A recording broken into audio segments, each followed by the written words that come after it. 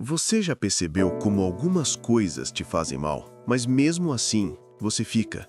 Às vezes não é porque você gosta, é porque você se acostumou a viver pesado. Tem gente, ambiente e hábito que te drenam, mas o vício emocional é tão profundo que você confunde paz com tédio e liberdade com solidão. E quando finalmente decide se afastar, parece que o mundo fica em silêncio. Um silêncio estranho, quase assustador, mas é nesse silêncio que a sua mente começa a se curar.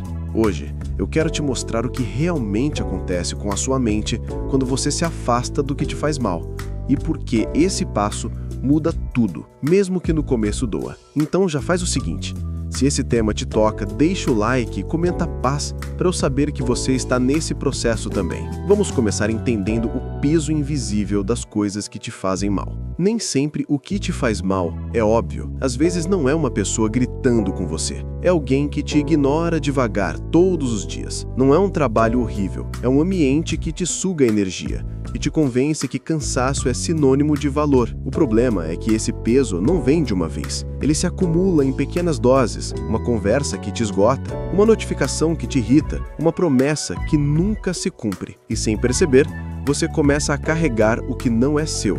Cansaço não é rotina, é alerta. O corpo sente antes da mente entender. Você acorda mais pesado, se irrita mais fácil e começa a achar que vida adulta é isso mesmo. Mas não é. Isso é sinal de sobrecarga emocional crônica, o tipo de peso que o cérebro tenta normalizar para te proteger. É como andar com uma mochila cheia de pedras e chamar isso de meu jeito. Mas chega uma hora que o corpo pede o socorro e a mente, silenciosamente, começa a te empurrar para longe daquilo. Você já sentiu aquele vazio depois de tentar se afastar de algo ou alguém que te fazia mal? A cabeça diz vai, mas o coração parece que fica preso lá. E aí vem a culpa, a dúvida, o medo de ter exagerado. Mas sabe o que é isso? É a abstinência emocional. O seu cérebro se acostumou a viver em alerta, em tensão, em tentativa de agradar. E quando esse estímulo some, ele entra em desespero. Não por amor, mas por costume. Nem toda falta é saudade. Você não sente falta da pessoa, do trabalho ou do hábito em si. Você sente falta de como aquilo preenchia o silêncio, mesmo que fosse com dor. Mesmo que fosse com ansiedade. O ser humano tem medo do vazio e por isso a mente prefere o caos conhecido ao silêncio desconhecido. Por isso você volta. Por isso é tão difícil cortar de vez. Não é fraqueza, é um reflexo de quem aprendeu a confundir intensidade com importância. Mas cada recaída te ensina algo.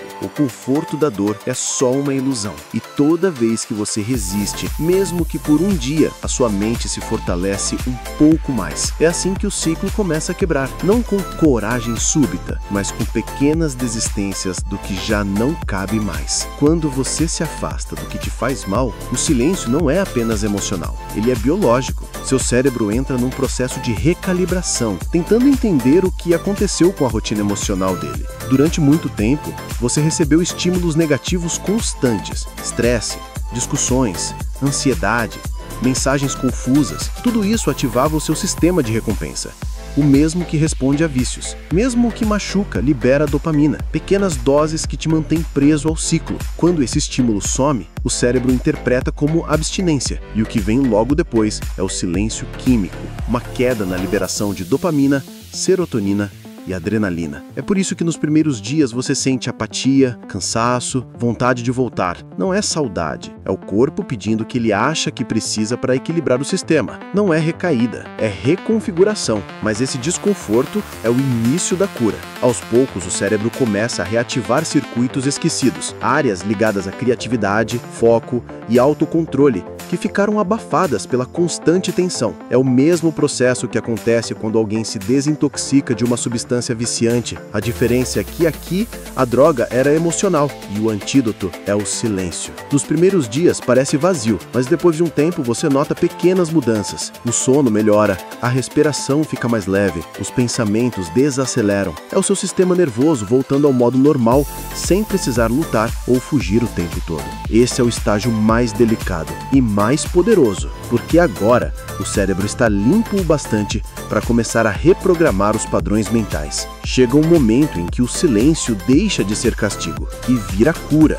Aquele vazio que antes doía começa a abrir espaço para algo novo, você. O vazio é o início da reconstrução. O seu cérebro antes viciado no caos, começa a respirar. E quando ele respira, ele reconstrói. Cada pensamento novo, cada escolha mais calma é uma nova trilha sendo criada dentro da sua mente. Literalmente, os seus neurônios estão se conectando de outro jeito. E o mais bonito é que isso acontece de forma silenciosa, sem grito, sem euforia. Só você finalmente presente em si mesmo. Com o tempo, as pequenas coisas voltam a ter sabor. O café quente, o vento, o descanso. O que antes era barulho, agora é leveza, porque o seu cérebro começa a entender que paz também é prazer. E quando essa ficha cai, tudo muda. Você para de correr atrás do que te destrói. Você começa a escolher o que te constrói. E essa é a verdadeira virada de chave. Quando você percebe que não precisa mais lutar para ser amado, só precisa parar de se abandonar. Isso é reprogramação mental, não é motivação, é biologia em ação. Seu corpo, sua mente e sua história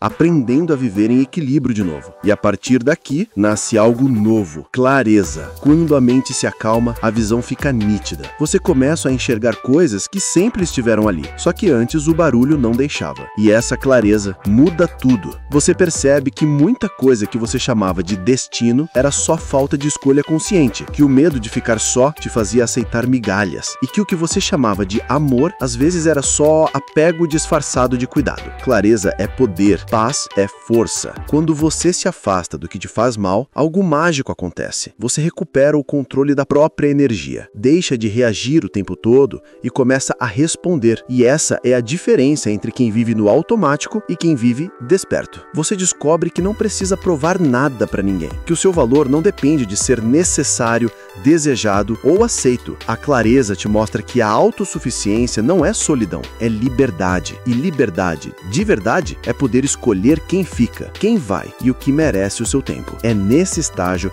que a mente se torna madura, porque agora o que te guia não é o medo da dor, mas o amor pela paz. E a partir daqui, você não apenas sobrevive, você se torna inteiro. A parte mais difícil não é se afastar, é permanecer longe, porque às vezes a mente tenta te enganar. Ela sente falta da dor conhecida, daquela rotina que já virou zona de conforto. Mas você sabe, isso não é saudade, é o cérebro testando se você ainda lembra quem você era. Recaída não é fraqueza, é convite à consciência. Para se manter firme, você precisa de 3 coisas simples, mas poderosas. 1. Ritual de presença diária. Reserve 10 minutos por dia para se reconectar com você. Pode ser meditar, caminhar em silêncio, escrever. Estes minutos são o antivírus do velho padrão. Eles lembram o seu cérebro de que paz é o novo normal. 2. Círculo de energia limpa. Comece a proteger o seu ambiente. Evite conversas, conteúdos e pessoas que te puxam para o passado. Não por arrogância, mas por respeito ao seu processo. Você é o que alimenta sua mente. 3. Recompensa consciente. Ensine o seu cérebro a celebrar o novo ciclo. Toda vez que resistir a um gatilho, comemore, anote, sorria, reconheça. A dopamina volta, só que agora associada à evolução, não à autodestruição. Manter-se firme não é nunca sentir falta, é escolher a si mesmo, mesmo quando sente falta. E se um dia escorregar, não volte a se culpar, volte para a consciência. O progresso não é uma linha reta, é uma dança, e o importante é não parar de dançar, porque quando você aprende a ficar bem sozinho, ninguém mais tem o poder de te quebrar. Você não foge mais da dor, você entende, não busca mais distrações, você escolhe direção. E essa é a verdadeira vitória. Sabe aquele peso que você sentia no começo?